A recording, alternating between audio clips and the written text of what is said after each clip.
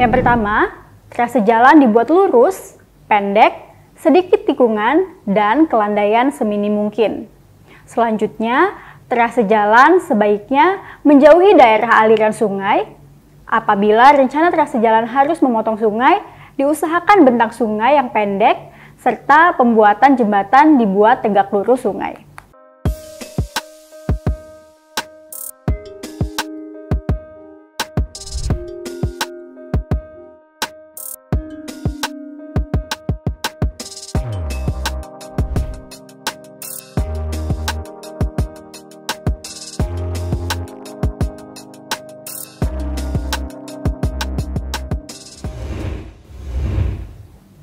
Hai, selamat datang di kanal YouTube Kuliah Teknokrat.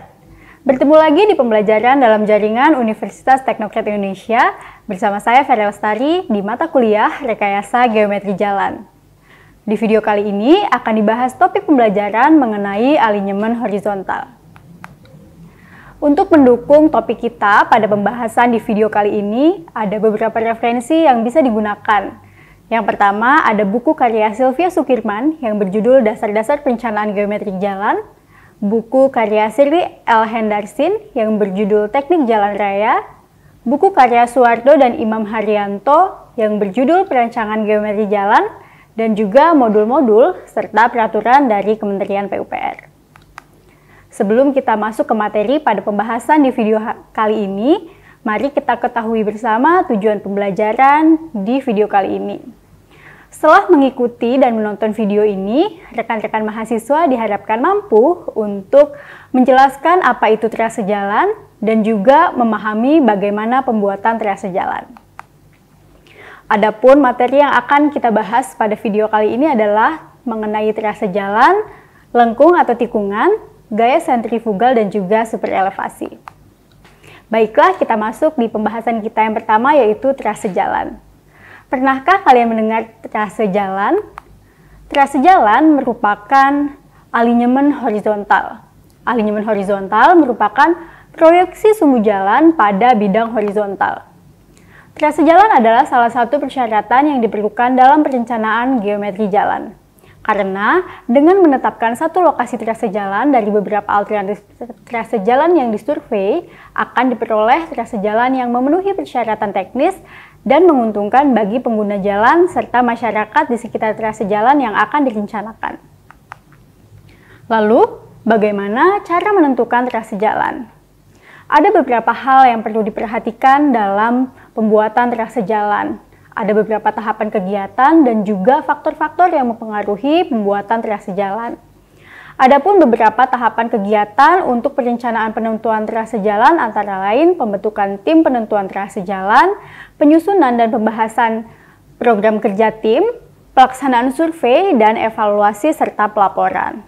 Adapun faktor-faktor yang perlu diperhatikan dalam pembuatan trase jalan adalah faktor topografi, faktor geofisik, dan juga faktor lingkungan. Mari kita bahas satu persatu. Tahapan kegiatan perencanaan penentuan trase jalan. Dalam perencanaan penentuan trase jalan, diperlukan tenaga-tenaga yang ahli dalam survei, serta kegiatannya dilakukan dalam beberapa tahapan kegiatan, mulai dari pembentukan tim, survei awal, topografi lapangan, menganalisis hasil survei, membuat peta dasar, lokasi trase jalan, dan juga membuat pelaporan. Tujuan dari membuat tahapan perencanaan penentuan trase jalan adalah agar letak trase jalan yang dipilih menghasilkan trase jalan yang lurus, tidak banyak tikungan, serta memenuhi unsur teknis lainnya yang dapat dipertanggungjawabkan. Peranan topografi dalam penetapan trase jalan adalah sangat penting karena akan mempengaruhi penetapan alinyemen, kelandaian jalan, jarak pandang, penampang melintang, saluran samping, dan juga lainnya. Adapun pelaksanaan kegiatan topografi adalah berupa survei topografi, yaitu pengukuran rute di sepanjang trase jalan yang akan direncanakan dengan tujuan memindahkan kondisi permukaan bumi dari lokasi yang diukur pada kertas berupa kertas atau peta planimetri. Peta ini akan digunakan sebagai peta dasar untuk plotting geometri jalan. Dalam kegiatan survei topografi, beberapa penentuan trase jalan yang perlu diperhatikan adalah yang pertama, trase jalan dibuat lurus, pendek, sedikit tikungan, dan kelandaian seminim mungkin. Selanjutnya, trase jalan sebaiknya menjauhi daerah aliran sungai. Apabila rencana trase jalan harus memotong sungai, diusahakan bentang sungai yang pendek, serta pembuatan jembatan dibuat tegak lurus sungai. Dalam membuat trase jalan, perlu mempertimbangkan besarnya volume galian dan timbunan dalam penyiapan badan jalan. Selain itu, trase jalan diletakkan pada kondisi tanah dasar, sebaiknya mempunyai nilai CBR memenuhi syarat spesifikasi, sehingga keberadaan tanah di lokasi trase jalan yang akan dibuat dapat digunakan untuk pekerjaan galian dan timbunan. Selain itu, penentuan trase jalan dipertimbangkan kondisi lingkungannya, baik hutan lindung, cagar budaya, serta iklimnya. Penentuan trase jalan dihindari di daerah patahan, tanah rawan longsor, muka air tanah yang tinggi, dan intensitas hujan yang tinggi. Itu tadi adalah faktor-faktor topografi yang perlu diperhatikan saat penentuan trase jalan. Selanjutnya ada faktor geofisik dalam penentuan trase jalan. Dalam penentuan trase jalan harus diperhatikan hal-hal yang menyangkut teknis yang meliputi yang pertama adalah karakteristik tanah dasar yang dipilih untuk perencanaan trase jalan, diantaranya kemampuan tanah menahan air yang lewat atau meresap ke dalam pori-pori tanah. Yang kedua, pemilihan trase jalan harus menjauhi lokasi daerah patahan. Pemilihan trase jalan juga harus menghindari tanah-tanah yang lunak atau expensive soil. Selanjutnya, pemilihan trase jalan juga harus menghindari daerah sepanjang aliran sungai. Selanjutnya adalah faktor lingkungan dalam penentuan trase jalan. Dalam perencanaan trase jalan, selain masalah faktor topografi dan geofisika, kondisi lingkungan perlu juga dipertimbangkan dengan beberapa alasan. Yang pertama, apabila membuat trase jalan dengan tidak adanya AMDAL yang baik, maka akan merusak lingkungan sehingga terjadi banjir dan longsor. Yang kedua, faktor tata guna lahan yang berkaitan dengan pembebasan ganti rugi kepada pemilik tanah yang tanahnya terkena pemilihan trase jalan. Selanjutnya, perlu dipikirkan agar pemilihan lokasi untuk pembuatan trase jalan di kawasan cagar budaya.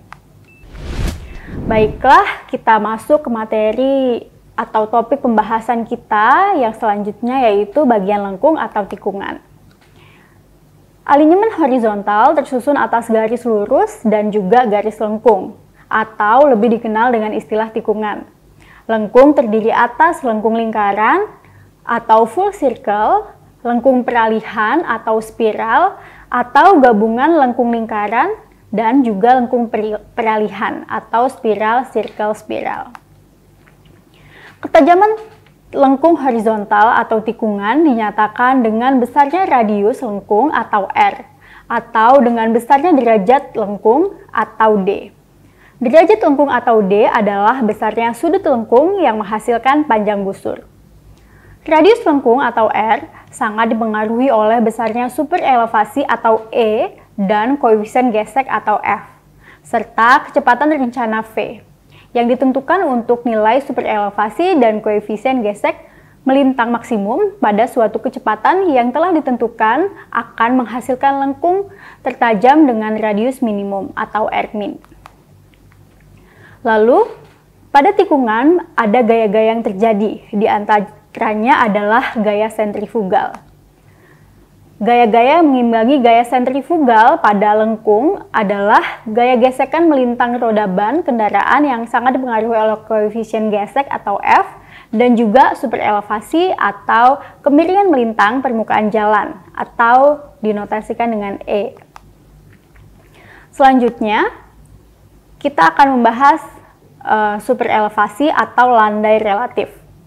Landai relatif atau super elevasi merupakan besarnya kelandaian akibat perbedaan elevasi tepi perkerasan sebelah luar sepanjang lengkung peralihan.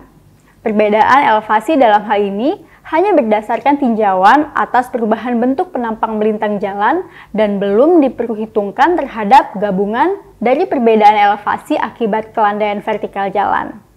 Agar pengemudi tidak merasakan perubahan yang mendadak pada saat manuver kendaraan terhadap tepi luar perkerasan, maka besarnya landai relatif yang digunakan pada tahap perencanaan ini harus diperhitungkan.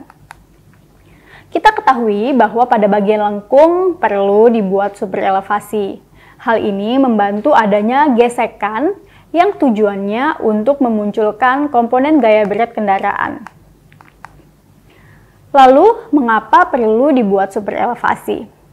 Karena benda apapun yang berotasi mengalami gaya sentrifugal, seperti yang terjadi pada tikungan, maka dibutuhkan gaya sentripetal ke arah pusat belokan untuk mengimbanginya. Untuk kendaraan, gaya sentripetal ini berasal dari gesekan antar ban dengan jalan raya dan komponen gaya berat kendaraan akibat adanya super elevasi. Super elevasi membuat jalan berbelok karena adanya kemiringan. Jalan yang berbelok akibat adanya super elevasi membuat penumpang lebih nyaman. Jika kita memperhatikan di jalan raya, mungkin kita akan melihat bahwa kemiringan melintang mengubah arah di luar lengkung dan membentuk mahkota menuju super elevasi. Semakin cepat kecepatan desain jalan, maka semakin tinggi pula tepian di sekitar tikungan. Sama seperti super elevasi, jari-jari sebuah lengkung memiliki pengaruh yang signifikan terhadap keselamatan.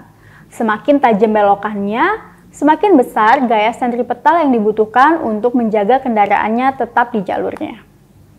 Kecelakaan paling mungkin terjadi saat desain lengkung dengan radian kecil. Tidak hanya lekukan yang harus diperhalus, tapi juga transisi antara bagian lurus dan bagian lengkung harus diperhatikan. Untuk itu diperlukan lengkung peralihan. Lengkung peralihan diperlukan agar pengemudi dapat menyesuaikan manuver kendaraan pada bagian-bagian geometri jalan yang bertransisi dari alinyemen lurus ke lingkaran atau dari lurus ke lurus, atau juga dari alinyemen lingkaran ke lingkaran. Bentuk lengkung peralihan yang paling sesuai dengan gerakan manuver kendaraan yang aman dan nyaman adalah berbentuk spiral. Fungsi lengkung peralihan pada alinyemen horizontal antara lain yang pertama adalah membuat gaya sentrifugal yang bekerja pada kendaraan dapat berubah secara berangsur-angsur. Yang kedua, tempat berubahnya kemiringan perkerasan untuk mengimbangi gaya sentrifugal. Yang ketiga, lengkung peralihan berfungsi sebagai tempat di mana dimulainya perubahan lebar perkerasan untuk mengakomodasi radius putar kendaraan dan juga berguna untuk memudahkan pengemudi agar tetap pada lajurnya saat menikung. Namun demikian, dengan semua tindakan untuk membuat belokan aman dan mudah dinavigasi, pengemudi biasanya masih memiliki sedikit kesulitan untuk tetap terpusat di jalur sekitar tikungan. Hal ini disebabkan karena ban tidak berjalan sejajar dengan sempurna satu sama lain saat membelok, terutama untuk kendaraan besar seperti truk. Tetapi juga karena gayanya berubah dan itu membutuhkan kompensasi. Oleh karena itu, para perencana perlu melebarkan jalur di sekitar tikungan untuk memberikan sedikit ruang gerak bagi kendaraan. Hal ini terjadi secara bertahap, sehingga relatif tidak terlihat. Tetapi jika Anda memperhatikan jalan raya di sekitar tikungan, mungkin Anda akan melihat bahwa jalur tersebut terasa lebih luas. Baiklah, kita sampai pada kesimpulan di topik pembahasan kita tentang alinyemen horizontal. Pada alinyemen horizontal yang relatif lurus dan panjang, maka jangan mendadak terdapat tikungan yang tajam karena akan mengejutkan pengemudi. Pada kondisi keterpaksaan, sebaiknya didahului dengan lengkung yang lebih tumpul dengan dilengkapi dengan perambuan yang memadai. Selanjutnya, alinyemen horizontal sebaiknya dirancang mengikuti kondisi medan, sehingga akan mendukung lengkungan keseluruhan dengan alam dan juga faktor keekonomian. Dihindari juga penggunaan radius minimal agar memudahkan penyesuaian alinyemen di kemudian hari. Terkait itu juga, pada lokasi timbunan, agar dihindari desain lengkung horizontal yang tajam. Alinyemen horizontal juga sedapat mungkin dihindari pembalikan desain lengkung horizontal secara mendadak, karena akan mempersulit manuver pengemudi dan penentuan kemiringan jalan. Perlu ada jarak tangan yang cukup antar kedua lengkung horizontal.